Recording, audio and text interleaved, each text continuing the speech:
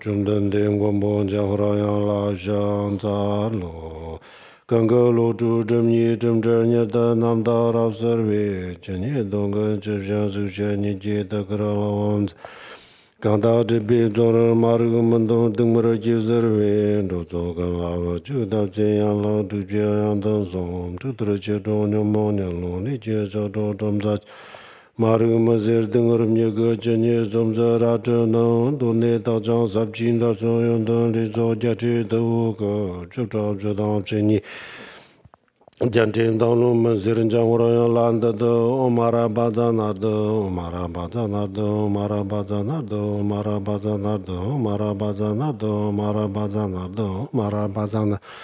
Omara bazanardo, Omara bazanardo, Omara bazanardo, Omara bazanardo, Omara bazanardo, Omara bazanardo, Omara bazanardo, Omara bazanardo, Omara bazanardo, Omara bazan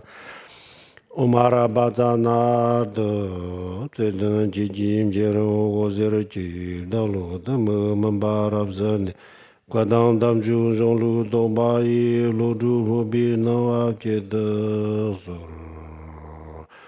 yang jie jimbo zo de niu me zhang zong ne mo lu jimbo nga bia da ba ge dang an zan du je me dong ba de jie jiang la zhang za lu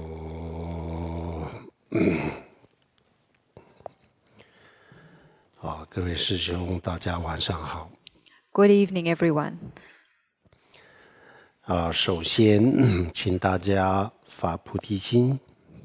To begin with, please everyone arouse the mind of bodhicitta.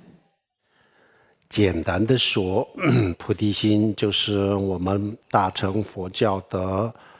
修心的目标。To put it simply, bodhicitta is the goal of our Dharma practice. 那么我们用一句话来讲菩提心的话，那菩提心就是说，我们为了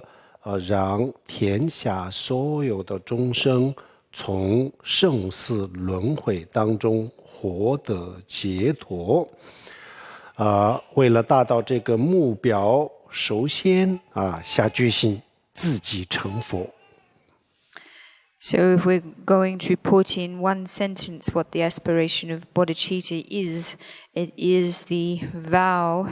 to work for the liberation of all living beings from the sufferings of cyclic existence. And in order to attain this purpose,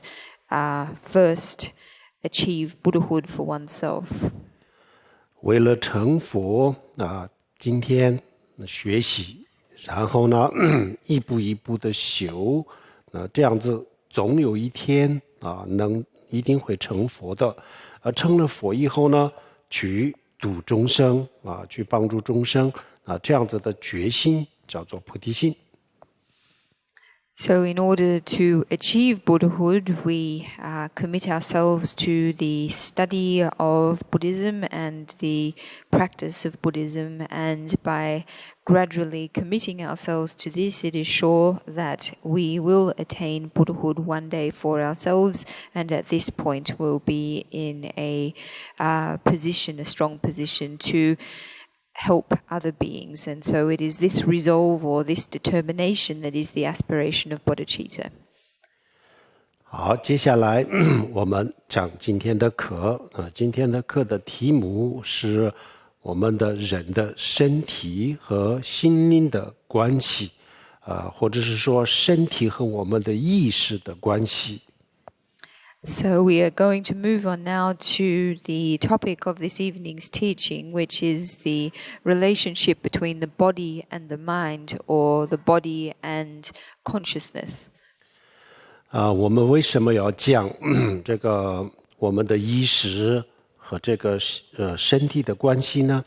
因为我们不了解我们的这个生命的真相，所以我们就对这个世界，对这个生命有很多很多的误解。那么这些误解让我们产生了很多的烦恼所以我们要了解一下这个真正的这个生命的本质是什么。The reason that we are going to be talking about the relationship between the mind and the body is that we really don't know or understand the truth of existence. And given that we don't know the truth, we have a lot of misunderstandings, and these misunderstandings create a lot of agitation and suffering for us. 好，那么这个首先我们可以这样子理解佛教认为，从表面上看起来，我们的身体和我们的意识之间它虽然是有关系，但是呢，身体不是意识意识也不是身体。那么身体和我们的这个意识身体和意识，身体是物质意识那就是不是物质。那么这两个都是两个不一样的东西。So from a Buddhist point of view, looking at things at a surface level, it would seem that the body and mind are separate from each other, and that the body is matter and the mind is not matter. 但是如果我们深入的去了解深入的去了解观察的时候呢这个我们的精神跟我们的这个身体在一个很深的这个层面上呢也有很大的关系。也就是说，我们昨天讲过了，这个外面的物质实际上就是我们自己的心，我们自己的意识的投影这个很深的层次上就有这样子的关系。However, when we probe things more deeply, Buddhism in fact reveals that at a very deep level there is a very close and intimate connection between the body and mind. Just as we spoke of yesterday evening, external matter, that is, matter in the external world, is but a projection of our own minds, and so we can see the very close relationship in this example.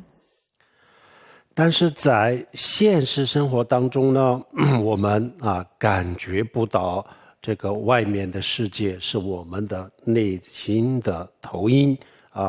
意识就是意识，身体就是身体，似乎这两个没有太大的关系一样。However, in the course of our everyday lives, we don't really comprehend the role that the mind plays in the external world, manifesting as a projection of it in our everyday lives. The same goes for our minds and our bodies. Our bodies are our bodies, and our minds are our minds. 佛教它非常的重视这个智慧他认为智慧可以解决我们的所有的问题，因为我们的所有的问题来自于无明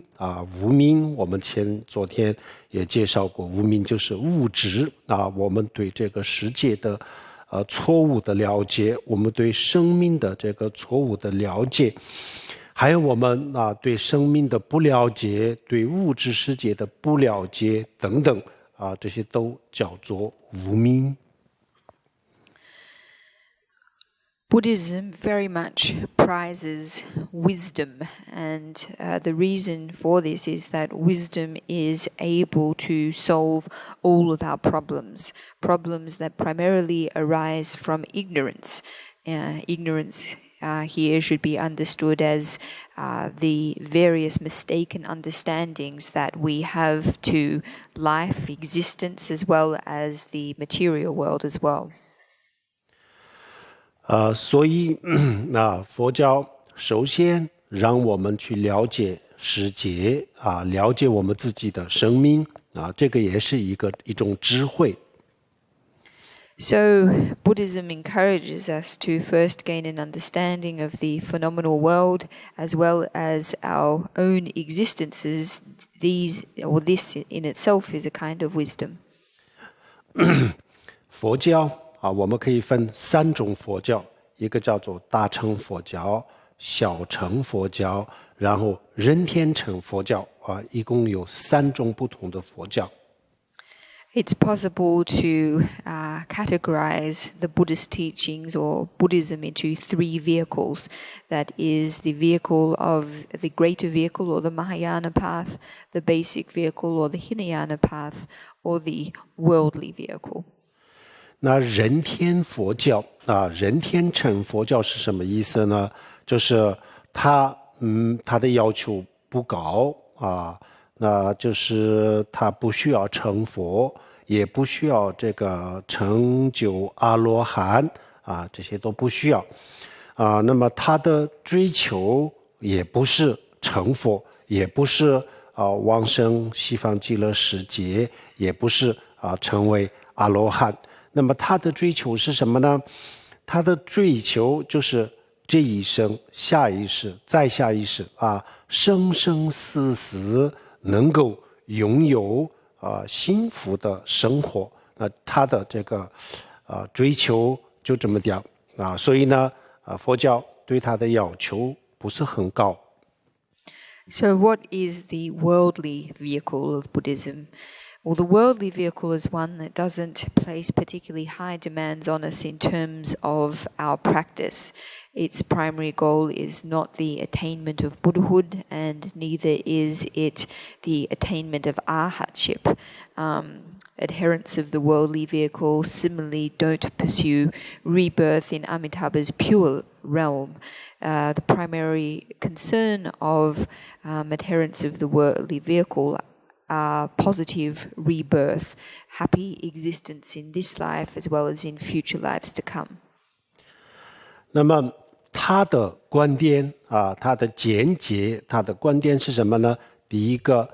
他的见解，他不需要证悟大圆满，他不需要证悟明心见性，不需要证悟空性这些都不需要，只要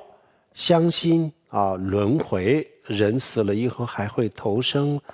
这样子的轮回。还有一个就是善有善报，恶有恶报，这个善恶因果，只要这2个问题解决了，就相信这2个就可以了，这就是他的观点。In terms of the view that underpins the worldly vehicle, there is no requirement that adherents of the worldly vehicle realize the basic nature of their mind according to the Dzogchen teachings or realize emptiness. Rather, the principles or the view that they are required to embrace are a belief in past and future lives and the operation of karmic cause and effect. 我想这个人天乘就是像我们现代这个社会当中呢，可能很多人来说这个比较适合，因为他没有要求太多的修心，没有要求太多的这个大作呀，做很多事情，然后呢戒律约束这些也不是很多。It's possible that many people might say that this worldly vehicle and its goals are quite suited to people in contemporary society from the point of view that it doesn't require much practice or meditation or ethical discipline on the part of practitioners or followers. 但是他也要相信轮回相信轮回，他也要相信除了这一生以外还有下一世。However, it's necessary that followers of the worldly vehicle still believe in transmigration, believe in reincarnation and the operation of karmic cause and effect. 所有的佛教的观点都建立在这个轮回的基础上。如果我们不接受这个轮回的观念的话，那就是没有办法去修一个真正的佛教的这个修法。In fact, all of the Buddhist traditions are founded upon a belief or the operation of past and future lives and transmigration. And without acceptance of this, it's not possible to properly practice Buddhism. 好，接下来我们讲一讲这个人为没有前世、没有后世的这种观点我们分析一下这个观点。So I'd like to now examine the view that past and future lives do not exist. 人死了以后呢，一切都结束就是说人的身体和人的意识是分不开的就是因为人死了以后，人的这个肉体不存在了以后呢，人的精神、人的灵魂也就随着这个精神、随着这个肉体的毁灭它也会停止。那这种观点最早它来自于什么呢？最早的时候人类最早的这个想法、人生观就是这样子的。那这个时候呢，因为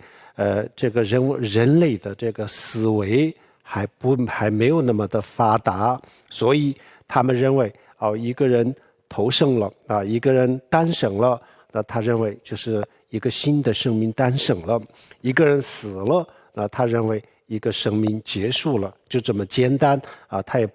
他没有能力去思考过去和未来。So this view is based on a conception that when the body dies,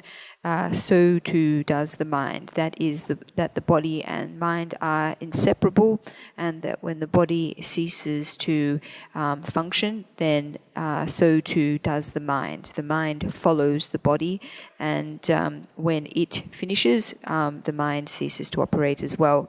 Where did this thought originally arise from? In actual fact, it's a very early type of human thought, a conclusion drawn from the fact that when a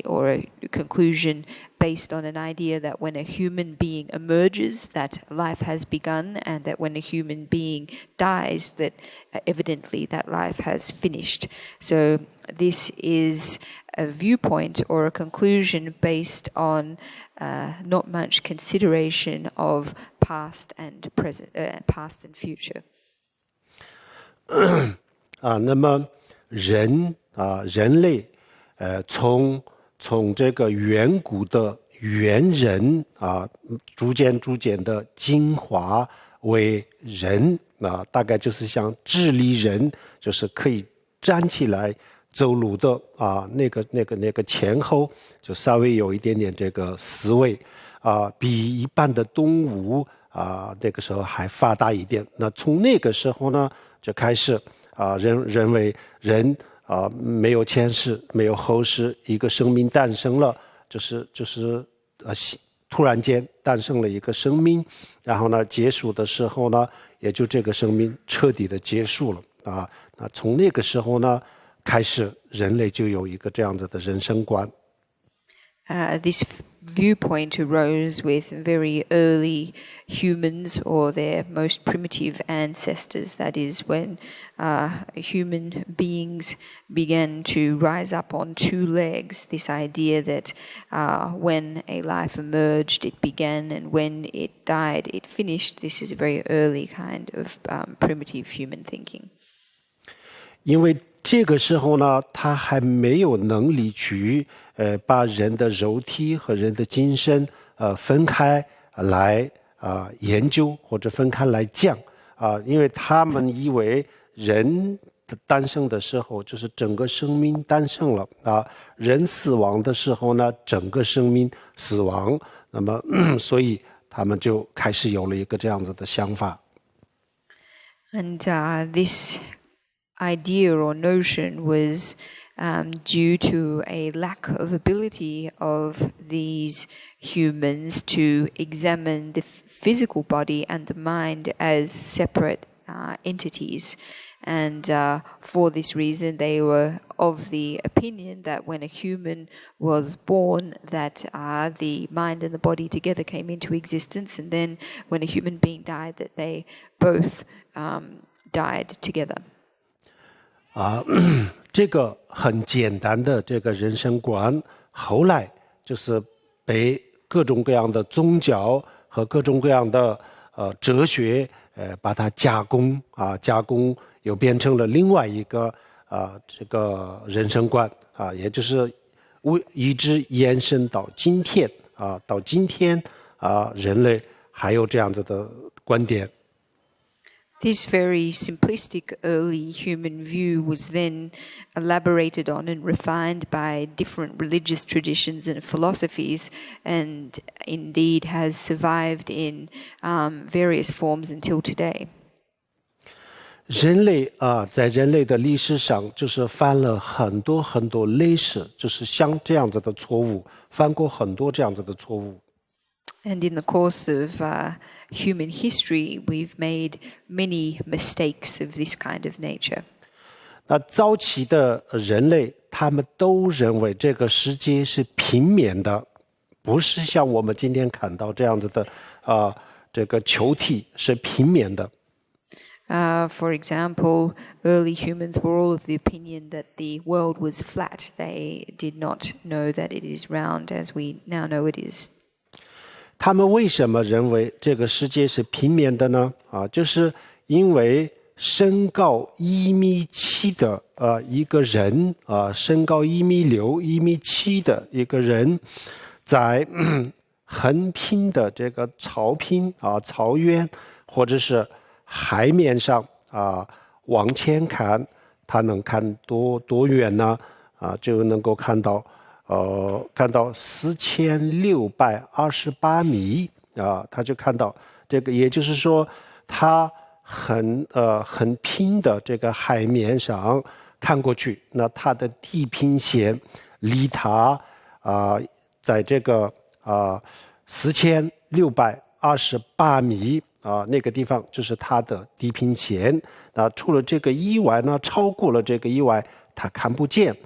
看不见的原因呢，就是因为地球它是球体的，所以呢，再超过了以后呢，这个地球的地平线已经在它的地平线的下面，所以它看不见。And this mistaken idea that the world was flat was due to the fact that an individual of 1.7 meters in height standing at any flat surface, whether it be on a flat plateau or at a spot on the ocean surface, looking in either direction, whether it be in front of them or behind them or to the left or right, was only able or is only able to perceive a distance in front of them or around them of up to 4,628 meters, and everything beyond this is in fact past the horizon, past which they are able to see. So despite the fact that the world is indeed spherical, this was not something they were able to perceive because they were limited in terms of the distance their eyes could perceive. 那么他往前看也就看到这么点往左往右往后看都是这样子都只能看到4.6公里。那这样子以后呢，他觉得他看到的地方呢都是平面的他看到的地方都是平面，那他以为他没有看到的世界也是就像他看到的这样子，他以为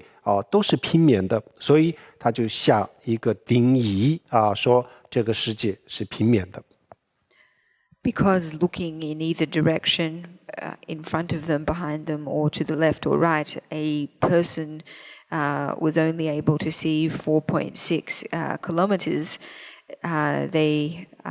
reached the conclusion that the world was flat. They assumed that the world beyond which they were able to see was the same as the world or the topography they were able to see, and so therefore came to the conclusion that the world was flat.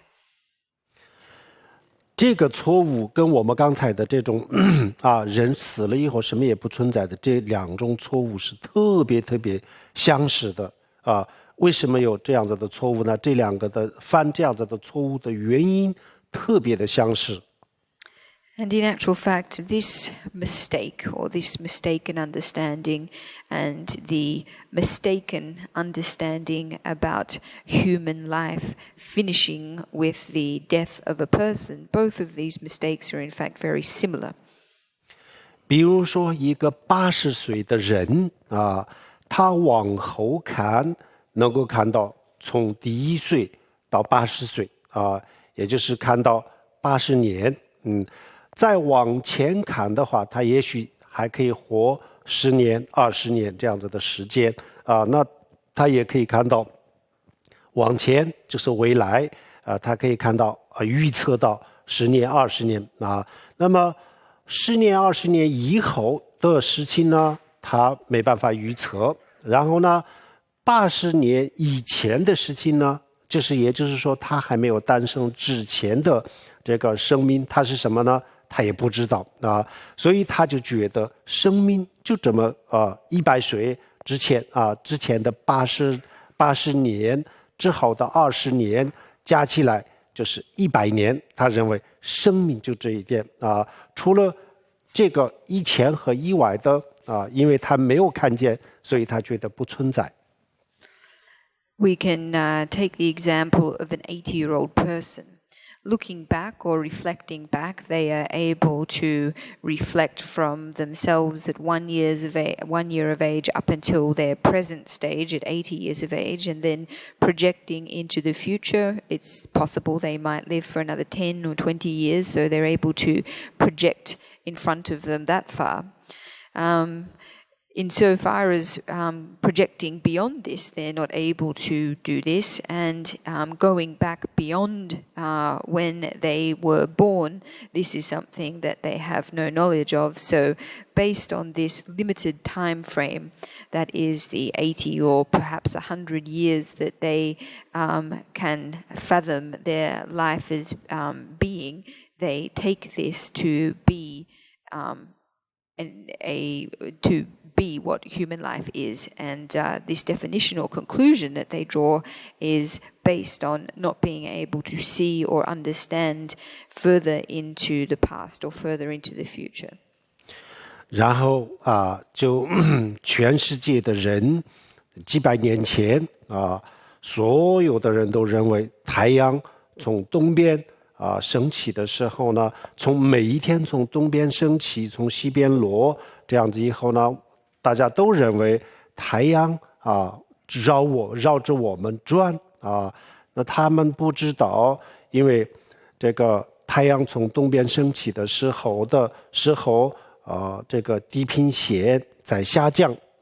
然后呢，太阳往西边落的时候呢，地平线的上升那这些他都不知道不明白，所以他就有下一个定义，然后说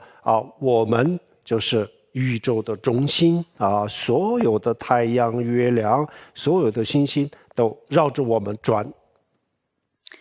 And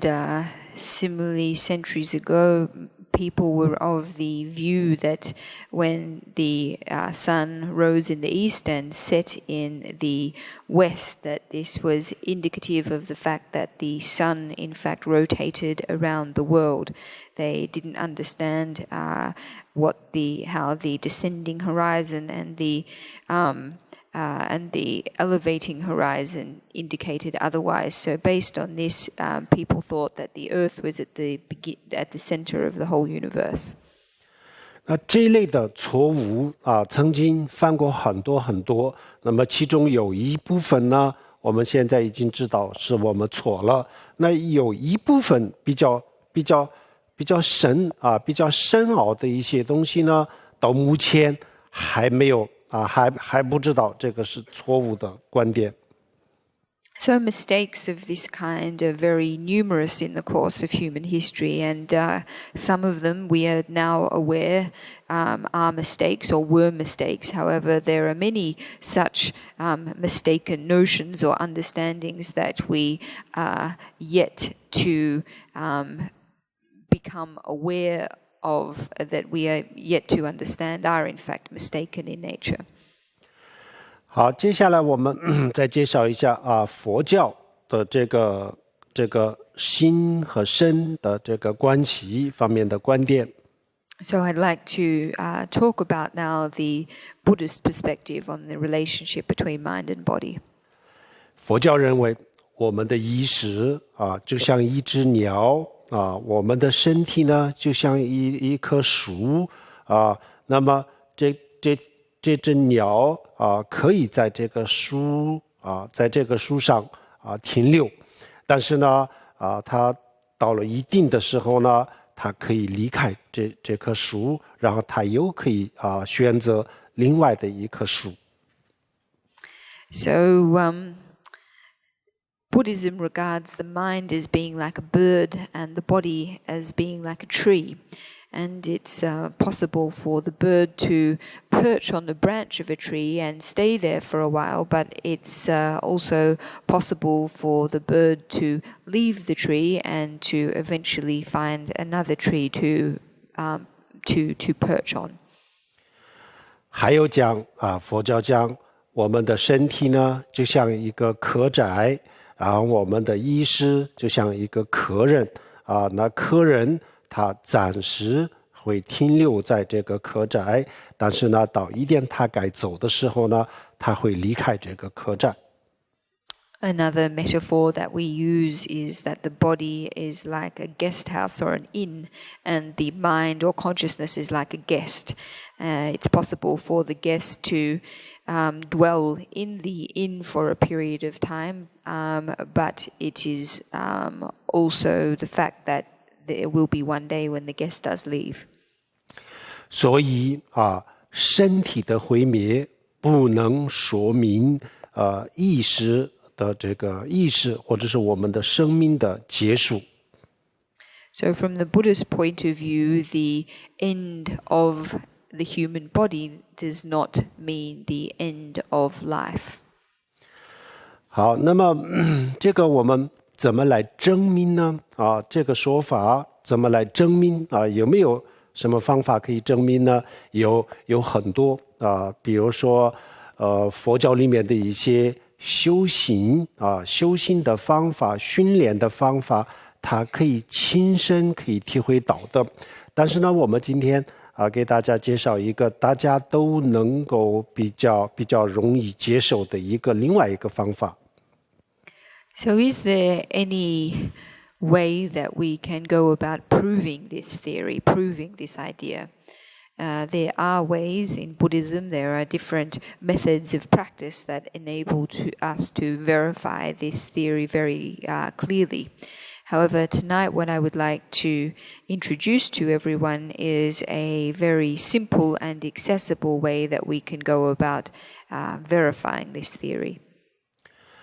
虽然科学家说我们的意识是从大脑的细胞产生。Even though scientists say that our mind or consciousness arises from the brain or is generated by our neurons.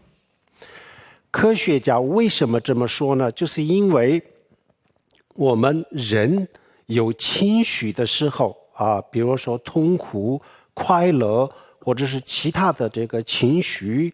有了这样子的情绪的变化的时候呢，然后我们的大脑的脑电波有变化所以科学家发现这两个有一定的这个关系，所以有大部分的科学家就是说我们的意识实际上就是大脑的产物，实际上就是一个大脑的运动而已除了这个以外没有别的这个意识。And why is it that science upholds this view? Scientists observe that when we experience emotions, whether they be of happiness or suffering or of other natures, that is when there are changes in our emotional state, that the brain waves change as well. And so through observing this, they posited that the mind is but a process or a result of brain activity. 但是这个不是所有的科学家的观点，这是目前主流科学家的观点是这样的。但是呢，有一部分的神经科学家甚至是这个诺贝尔奖的获得者。有几个，他们觉得这样子去解释这个过于太简单，这个脑电波的这个变化没有办法完全去解释我们的这个意识。Whilst this is the viewpoint of mainstream science, it is not a viewpoint that is upheld by all scientists. In fact, there are some scientists, including a Nobel Prize winner, who are of the view that explaining mind as generated through brain activity or as simply a form of brain activity is an incomplete account. 虽然佛教跟这个科学虽然有非常非常多的相同的地方，但是呢，在这个问题上佛教也觉得，我从佛教的角度来看，那这样子解释确实是过于简单这样子解释是没有解释不了意识的本质。Even though there are many points of overlap and commonalities between Buddhism and science in terms of this question, that is mainstream science's understanding of the mind, Buddhism regards this understanding, this current understanding at any rate, as overly simplistic and ultimately unable to explain mind and unable to explain consciousness. 主要有两个问题第一个问题呢，目前科学家对大脑也不是完全的了解，还有很多很多不了解的，所以呢这个时候大脑还本身它是什么样子都不了解，所以这个时候说意识是它的产物，这个还没有很强的证据。The first problem is that, or weakness is that we don't yet have a complete understanding of the brain and brain processes. So in order to say that consciousness or mind is a product of the brain, this is a rather premature conclusion. 更重要的就是目前科学家还根本不知道我们的意识怎样从神经元诞生那神经元如果诞生的话，那这个有一个过程怎么样我们的意识从我们的大脑的神经元诞生那应该有一个很确切的证据，但是目前根本就不知道怎么样诞生的，只不过没有找到更合适的解释，但暂时就是看到了一个情绪跟这个脑电波的变化，看到了这个关系只是看到了这个关系就去这样子解释。The second major weakness in the mainstream explanation is that although it claims that consciousness or mind is generated by neurons in the brain, so far there isn't a convincing account of the process. by which this takes place. And if indeed it is the case that mind is produced by neurons, then we should be able to arrive at a very clear and convincing account of the exact process by which this takes place. So given the fact that this is currently the mainstream viewpoint, it is so only as a default position that is a mainstream opinion given a current lack of an alternative satisfactory explanation. So the conclusion that the mind is produced by neurons is simply based on observing changes in the brain waves linked to changes in human emotional states. 好，这种说法充其量也只能这个我们的意识跟大脑有一个关系而已，只能说明这一点，根本就没有办法，因为有这样子的关系，所以我们的意识是大脑。那这样子解释，这种态度确实是不太科学。In fact, what scientists have observed so far is only enough to support an argument that the mind and the brain have a connection. That is to say that they have a relationship. What we have observed so far is not sufficient to support a conclusion that the mind is the product of the brain. 比如说一只鸟在一棵树上的时候，这个树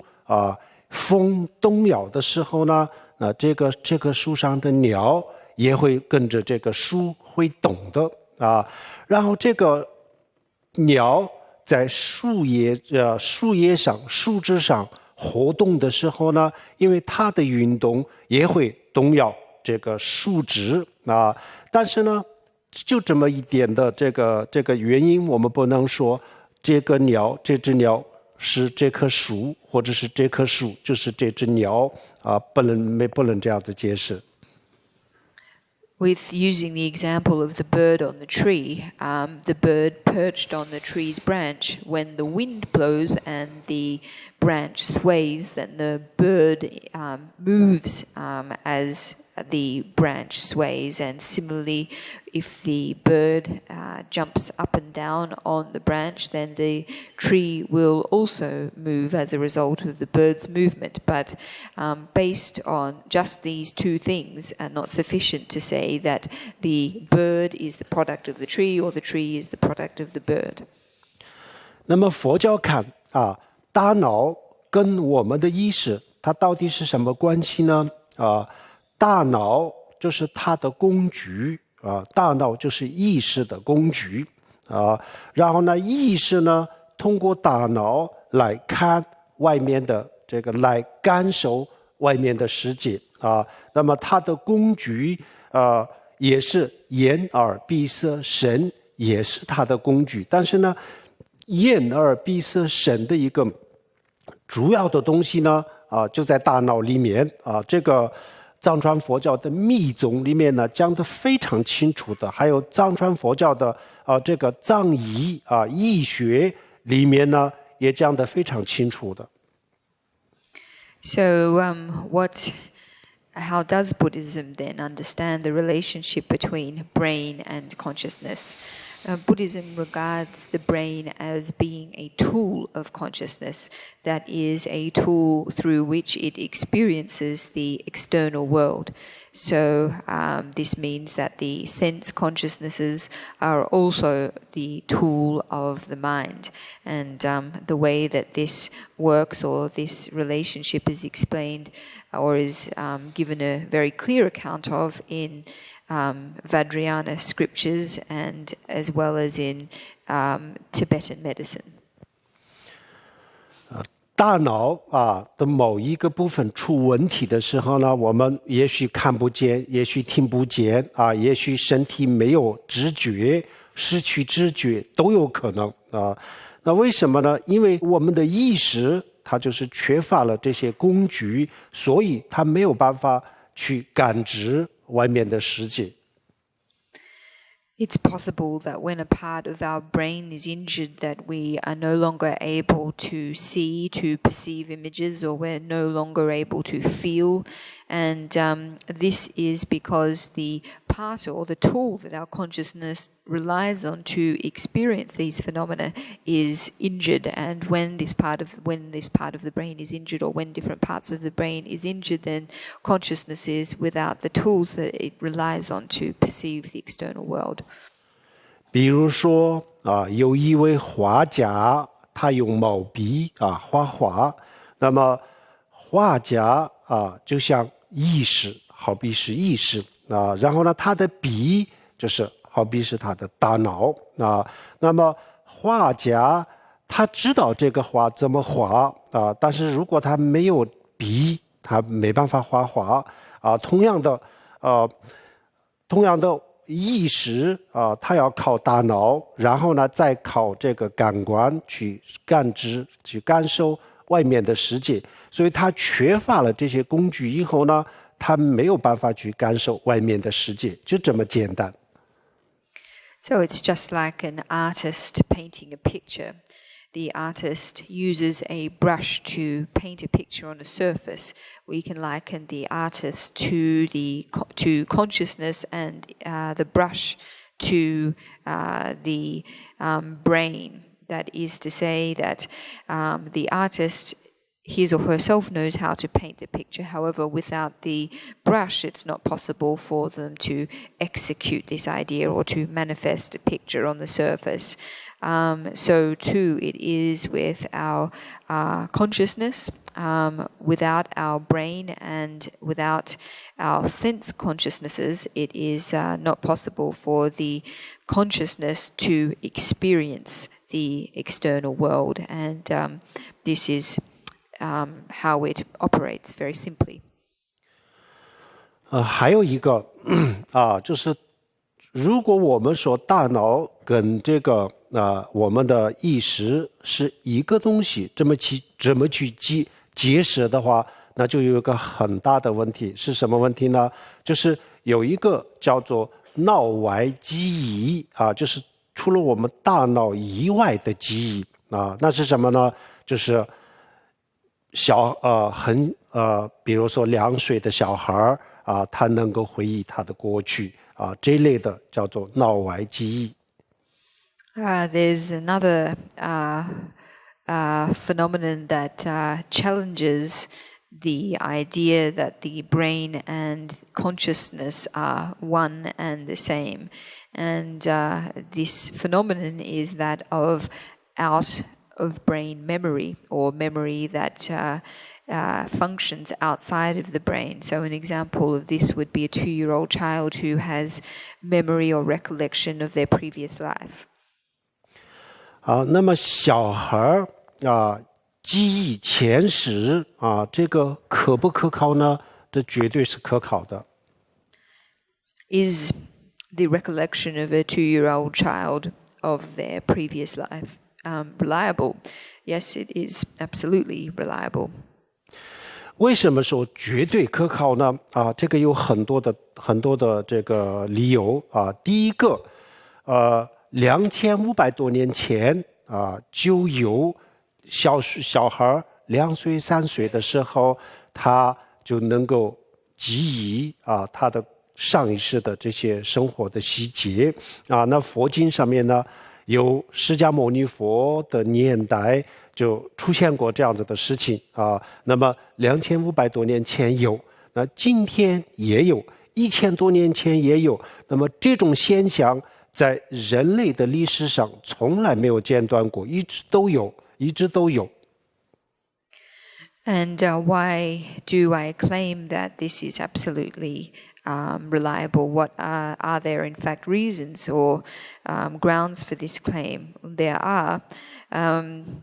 examples of children of 2 or 3 years of age who were able to remember their past lives documented as early as 2,500 years ago during the time of the Shakyamuni Buddha. So not only do we have accounts of young children who were able to remember their lives this long time ago, but accounts of this nature still exist today, and so this phenomenon has existed in human history in an unbroken way for several millennia. 然后它的范围也不是这个某一个地区和某一个民族里面这个地球上除了南极洲以外，所有的其他洲上面都有这样子的这样子的事情，小孩记忆前世的事情。And the scope or the area in which these accounts have emerged from is not limited to one particular area or one particular ethnicity. In fact, accounts of young children who are able to remember their past lives have been found on every single continent, every single part of the world, with the exception of Antarctica. 那么南极洲为什么没有这样子的事情呢？就是因为目前还没有人去调查，没有人去考察，所以还没有发现其他都东南西北都有。And perhaps the reason that we haven't got any accounts from Antarctica yet is that no one has sought to research this. However, from every other part of the world, we have accounts of children being able to recollect past lives. 尤其是就是从上世纪50年代的时候就开始去研究就是研究以科学的态度去研究这种现象的是维吉尼亚大学的史蒂文森先生和他的团队他就在半个世纪当中全世界的范围做了各种各样的调查，通过科学的态度去调查，那么他们的手里现在有非常多的证据。And in particular, beginning in the 1950s, a research group based at the University of Virginia under the leadership of Professor Stevenson commenced research into this phenomenon along the lines of scientific principles, and they, in fact, have been able to collect a great amount of data. 那么他的团队的手里目前有2500多个个案。The number of individual cases that they've been able to collect up until today is 2,500. 然后史蒂文森先生他写过很多书关于这方面，他的这个研究的报告。And Professor Stevenson himself has authored many reports and books about this research. 然后他07年的时候他去世了，那他的团队到现在还在研究，那么他的团队的其他人写的书也有好几本。Professor Stevenson himself passed away in 2007. However, other members of his research group are still continuing this research and themselves have produced several volumes. 他的报告他研究的报告大家看过没有？ I don't know whether or not anyone has seen any of their research. 有多少人看过？举个手，我们看看。 Raise your hand if you have seen this research. 不多。 Not so many. 只有10%的人，可能7%的人看，好像不到7%，只有5%的人看过。It seems only about 5% of us have seen this research. 我想他们的这个调查，他的报告确实是非常有意思的。I am of the view that their research is in fact very, very interesting, very compelling. 15年前我也在藏区好几个地方就调查过这样子的小孩。15 years ago in Tibet, I also interviewed many young children who recollected details of previous lives. 那么史蒂文森他们的团队现在呢，专门针对美国的这个小孩在做调查。Stevenson's research group is primarily focused on the experiences or the recollections of young children from America. 他们目前通过电话、通过网络调查，他们说，基本上平均每一个星期就收到两个左右的这样子的这个个案。And they said that they within every week they receive either by phone or via the internet reports of two such cases, two reports afforded to them. 当然了，这个当中呢，也许有错误的也许有不可考的信息有的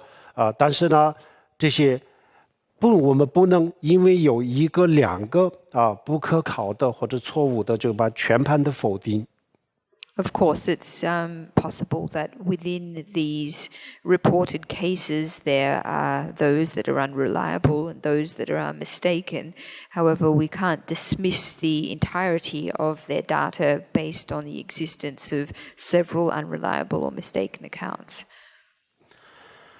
在东方中国历史上也有这样子的文献，到现在也可以查得到。And in Chinese history, there was also documentation of these similar kinds of phenomenon, and it's still possible to consult these historical documents. 不管这个在东方也好，西方也好，这个就这么长的这个人类历史上都不断的发生的一个事情。Regardless of whether it's Asian society or in the West, in fact, human history has seen a constant stream of reports of this nature. 所以我们这个问题没有办法回避，没有办法去逃避。So, in fact, this phenomenon is not one that we can dismiss. 必须要有一个客观公正的态度去面对。In fact, it is one that we need to approach in an objective and impartial way. 那么去年5月份的时候，我也跟这个史蒂文森先生的这个团队的人交流过。那么他们到目前他们的观点是什么呢？他们说，除了这个轮回转世以外，没有一个合理的解释。Last year in May, I had the opportunity to meet with members of Stevenson's research group and to have a conversation with them about their research. And what they claimed is that aside from the operation of reincarnation, that is past and future lives, a consciousness that spans more than one existence, there is no other compelling explanation that they know of. 那这种现象不管是在过去、现在、东方、西方不管是在什么地方比如说在藏区或者是在其他的地方那么这个规律它就有一个自然的规律，都是一模一样的比如说小孩2岁的时候，刚刚会说话的时候呢，他记得特别的清楚讲得特别的准然后呢到了7、8岁的时候呢慢慢的淡化就忘掉了这个我调查的那些小孩也都是这样子那么史蒂文森他们在全球范围调查的绝大多数都是这样子。Of all of these cases of children who can remember or recollect their past lives, there is a constant pattern that emerges, and that is one whereby children at approximately 2 years of age are able to give accounts of their past life with great clarity and precision, but their ability to recollect and remember becomes increasingly weak and then finally disappears at approximately 7 or 8 years of age. This was the case also among the children that I interviewed in Tibet, and it is the pattern that has been exhibited in the research findings of the of the group in Virginia, so this would seem to be a global pattern that operates. 所以这个里面呢，绝对有一个自然的规律。So we could say that actually the recollection of past lives exhibits a natural pattern.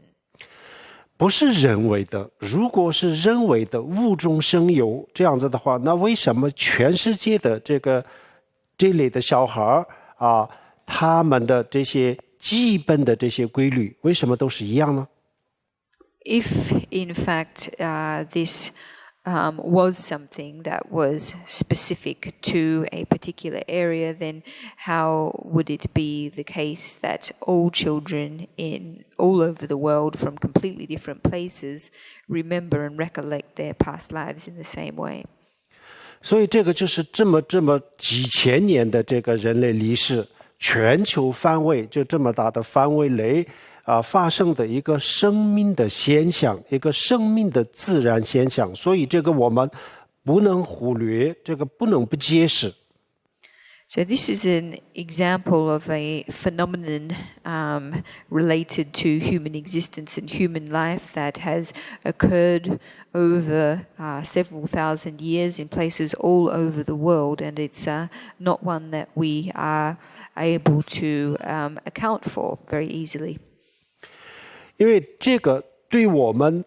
了解自己的生命，或者是我们了解这个生命，从这个角度来讲，这个确实是一个非常非常重要的事情。所以我希望大家去关注一下去了解一下或者是去研究一下。我们可以这些史蒂文森先生的这些书，网上也有，现在目前有中文版、英文版都有。Because this phenomenon, in fact, is very important to our understanding of human life and human existence, I would be really glad if everyone could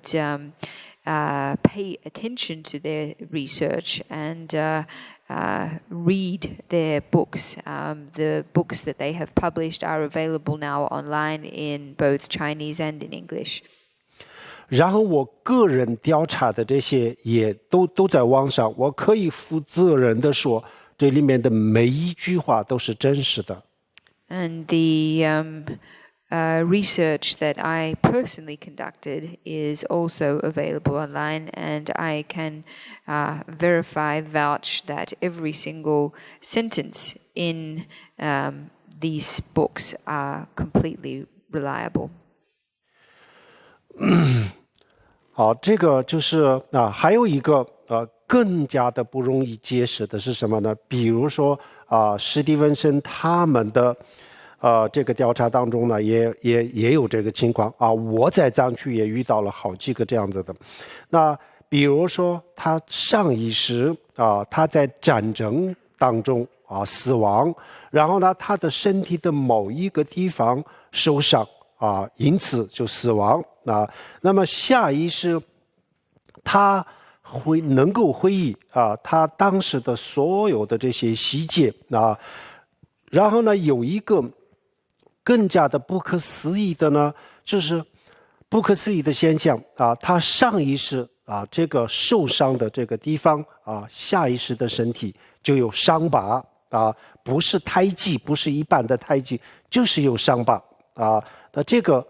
除了这个以外，没有任何的其他的解释。In connection with this, there is an even more astounding phenomenon, and that is cases where a person who received an injury in a previous life, that is a wound to their body or a wound to their skin, is in their next life able to recall the details of their injury. And even more astounding than this is the fact that their body in fact has a scar on it in the same place that they were wounded in a previous life. And this is a real scar or a real mark, not simply just a birthmark. 那么这种现象1500-1600年前的佛教的这个书籍上面呢，记得清清楚楚的，有这样子的现象，而且佛教有它的解释。This phenomenon is in fact recorded in Buddhist scriptures dating back to 1,500 years ago, and not only is there documentation of this phenomenon, but an explanation is also given.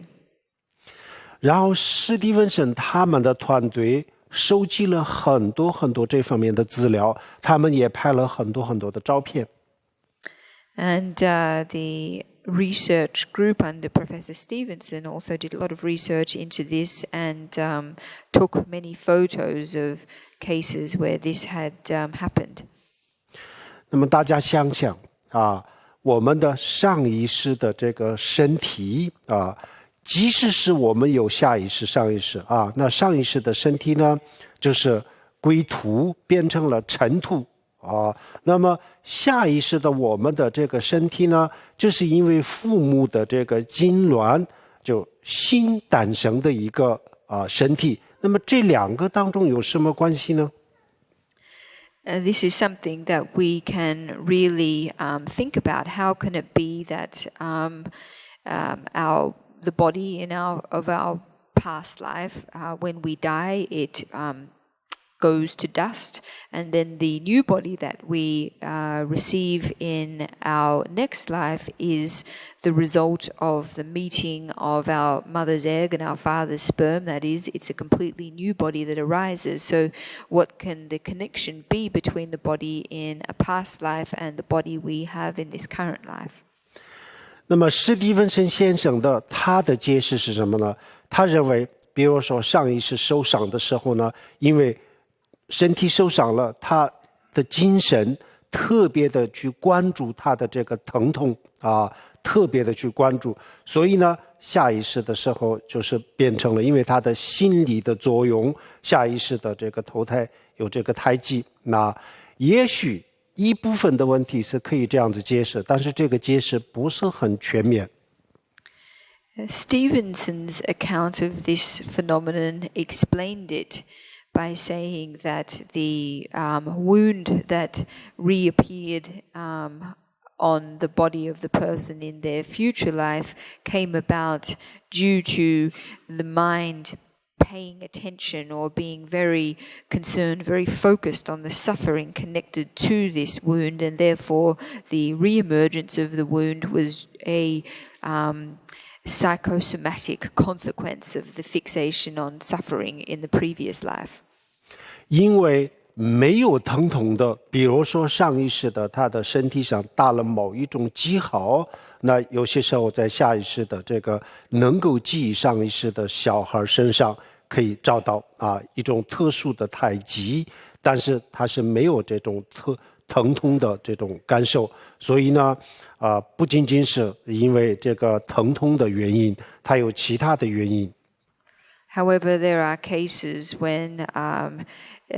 marks on a person's body re-emerge that are not connected with circumstances of suffering, and so therefore we can't say that suffering itself and the fixation of the mind on it is a complete explanation for this.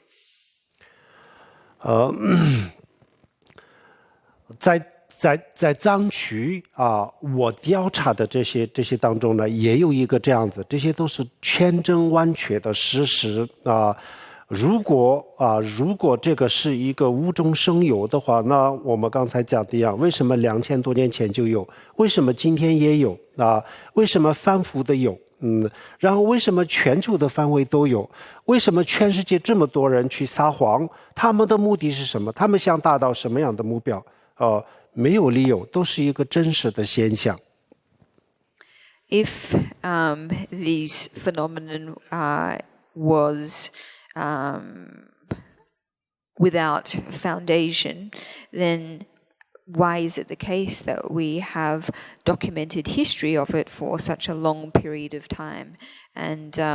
not just a long period of time, but in all parts of the world, among peoples in every part of the earth. Why would it be that people across the ages and in many different places would all tell lies about this? What would their purpose in doing so be?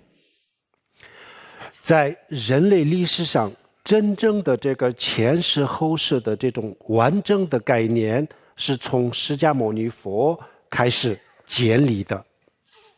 In the course of human history, a complete account or a complete explanation, a comprehensive explanation of past and future lives, transmigration began with the Shakyamuni Buddha. 那释迦牟尼佛成佛了以后呢，他获得了这个超级的智慧。那以这个智慧来观察人类生命的这个现象的时候呢，佛就发现，原来我们的肉体跟精神它不是一个东西啊。在之前历史上很多人持有这种观点，这个就是因为那个时候的人类的思维还不成熟，还没有达到这个境界，所以他们没有能力去把人的精神和意识分开讲那是这个原因。所以佛他发现这是一个错误的观念，然后佛就发现原来我们的身体是可以这个暂时毁灭，但是我们的精神它是永远都不会毁灭，它可以一直都可以比如说我们就是一只鸟从一只树然后再搬迁到另外一只树上一样，我们的这个意识呢可以换很多很多的身体。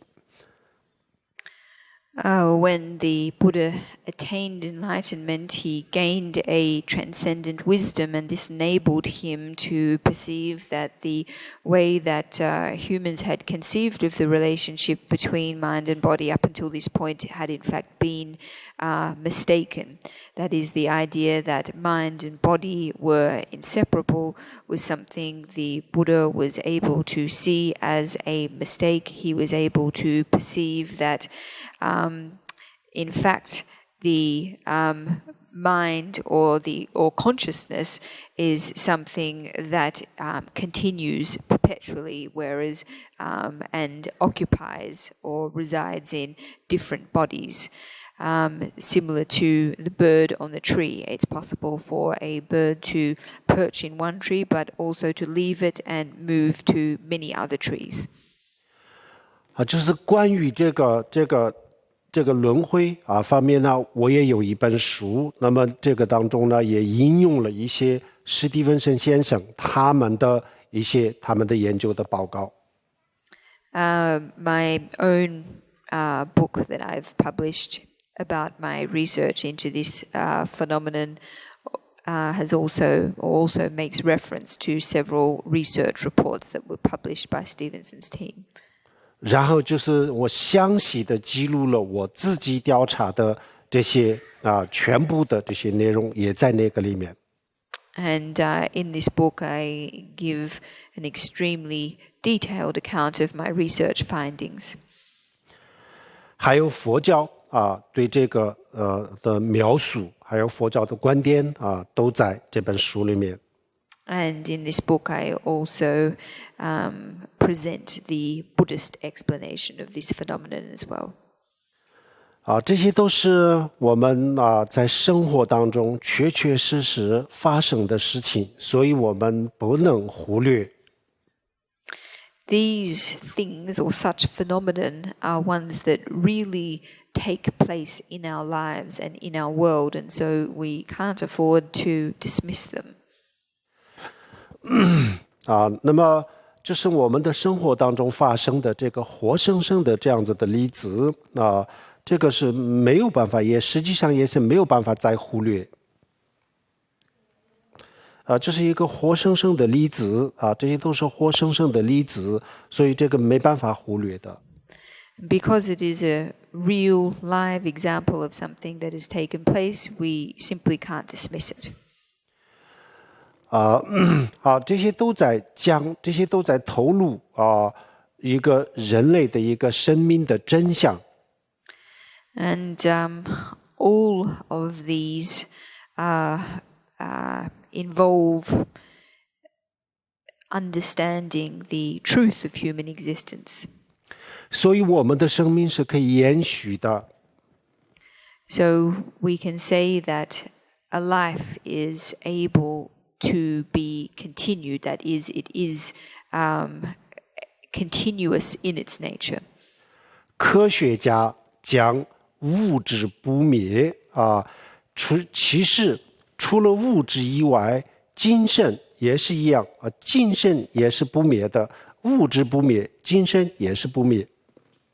So scientists argue that matter is indestructible. We can also say that consciousness is the same, that consciousness is also indestructible. It's possible to talk about the indestructibility of them both. 什么是物质不灭？比如说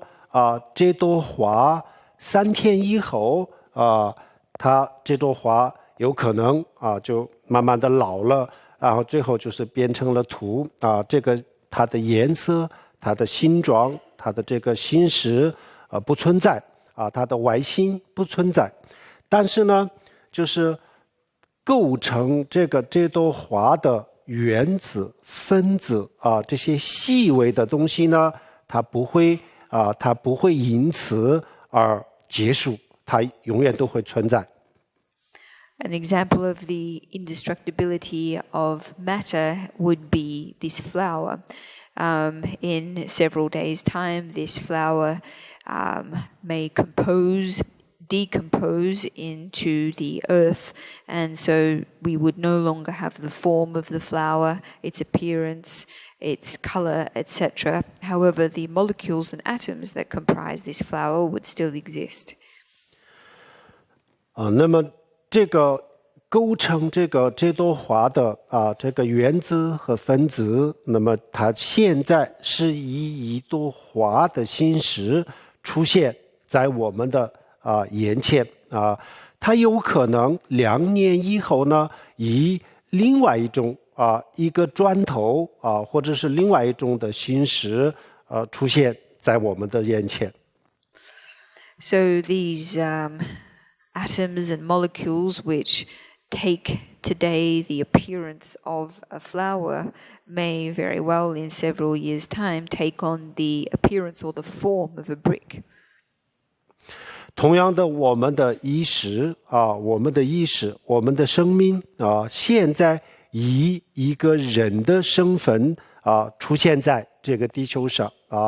有可能50年以后呢，我们的这个生命以另外一种人或者是另外一种动物、另外一种生命的形式出现在这个地球上。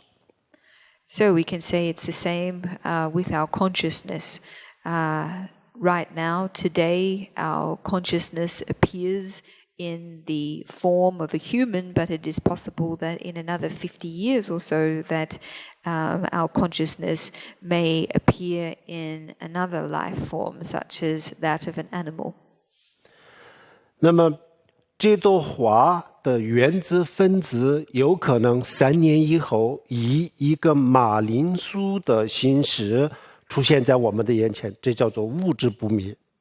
So that the atoms and molecules that constitute this flower today may in 3 years' time take on the form and appearance of a potato is an example of the indestructibility of matter.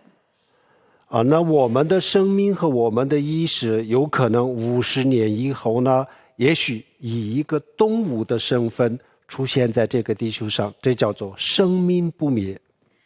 And that our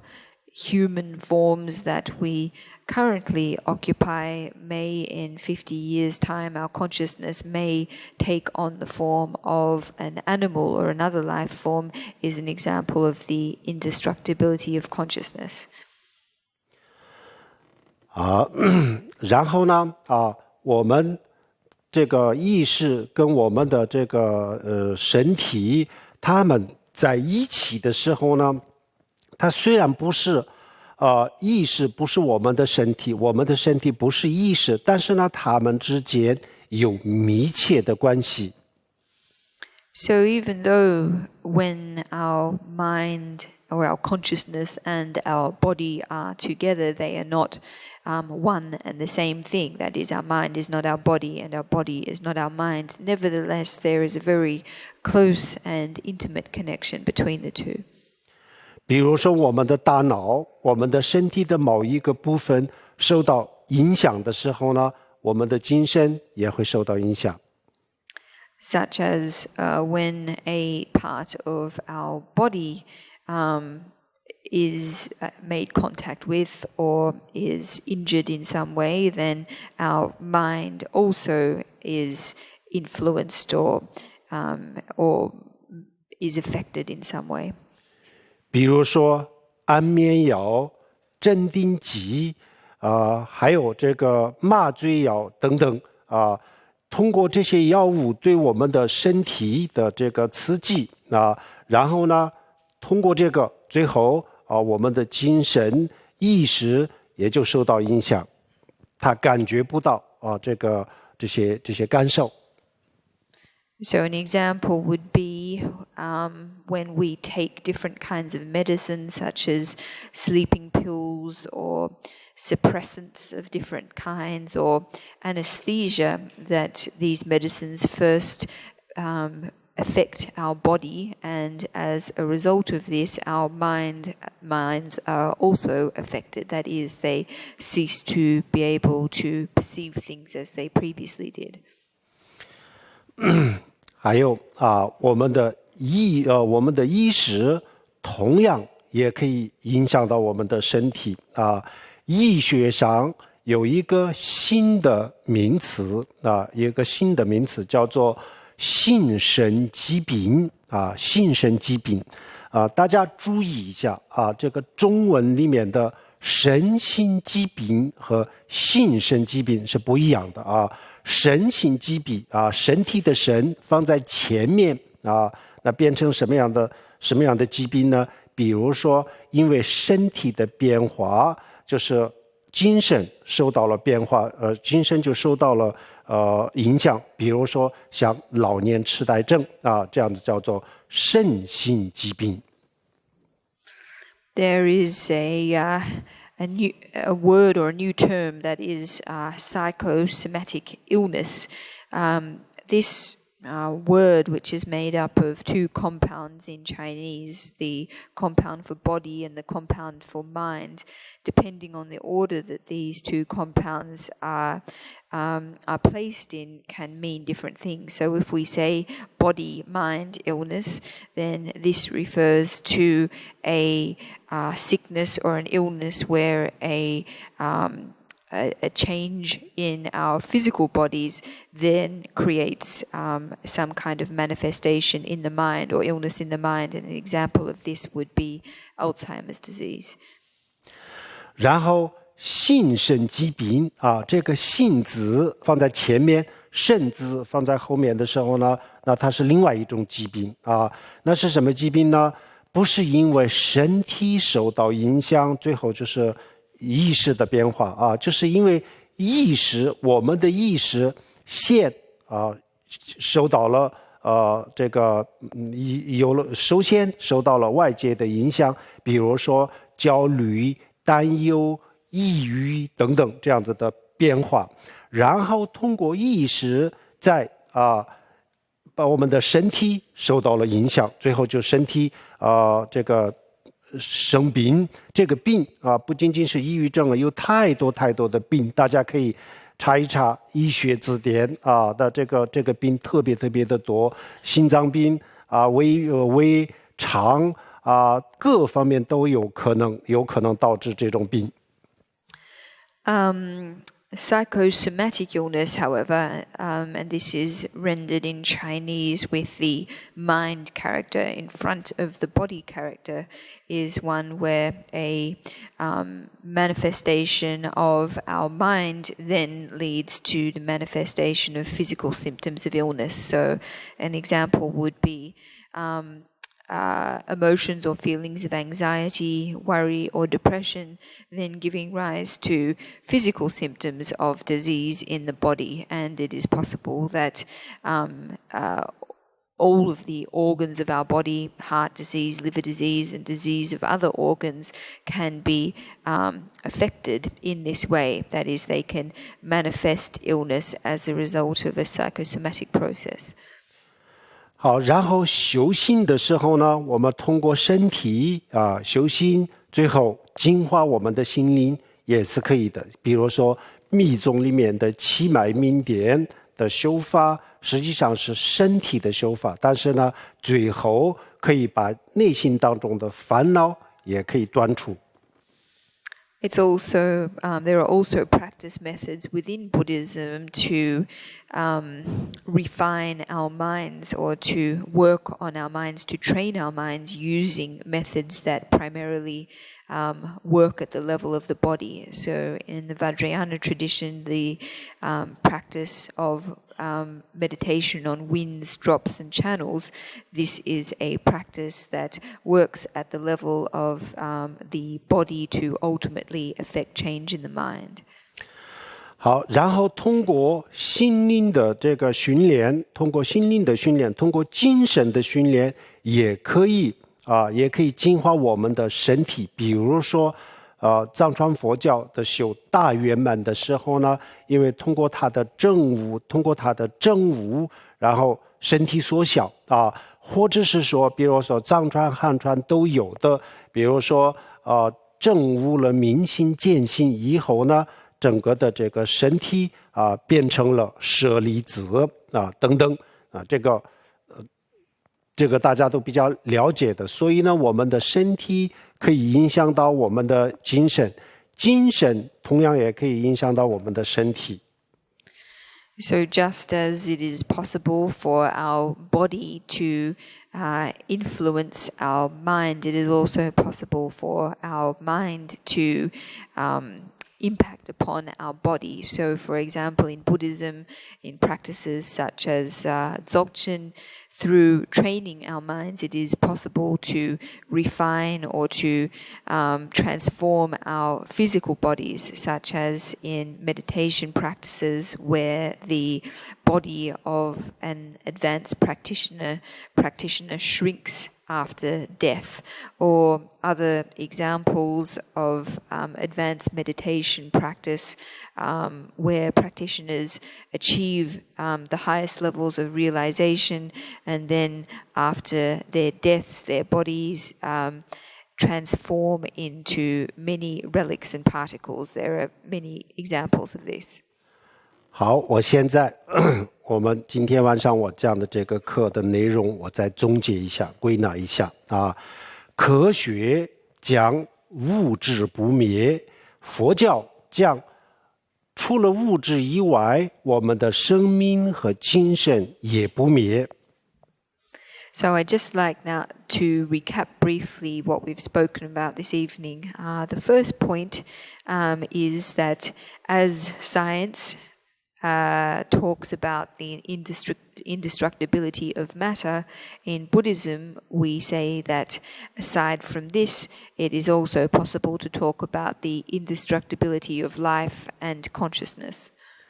好，因为时间的关系，我们今天的课就讲到这里，希望大家进一步的去多了解一下这方面的这些有关的相关的资料，还有研究的这些报告。Due to the fact that we are out of time tonight, we can't go on any further with this at this moment, but I hope that everybody avails themselves of the research that has been published into the kinds of things we've been talking about. 好，我们最后做一个回向我们今天讲经说法、听经闻法，这个有很大的功德，我们把这个功德分享给天下所有的众生，愿我们的功德能让天下所有的众生暂时能幸福快乐，很快就能够了脱生死以这样子的心愿来回向。So we are now going to dedicate the merit from tonight's teaching to share it with all living beings with the wish that they enjoy temporary happiness and health and very quickly, as soon as possible, are able to be liberated from the sufferings of cyclic existence. Sonam dai damja zingba nya doni ni be dana ba je jirga na ji wa long zhe bai zhe ben zo lian zhou a zhou re xiu Om a hong ban zhen ge zhe ba ma se de hong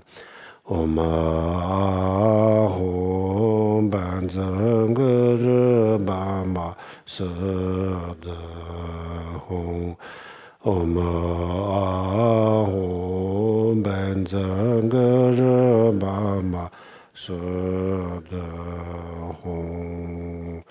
谢谢大家，阿弥陀佛，大家晚安。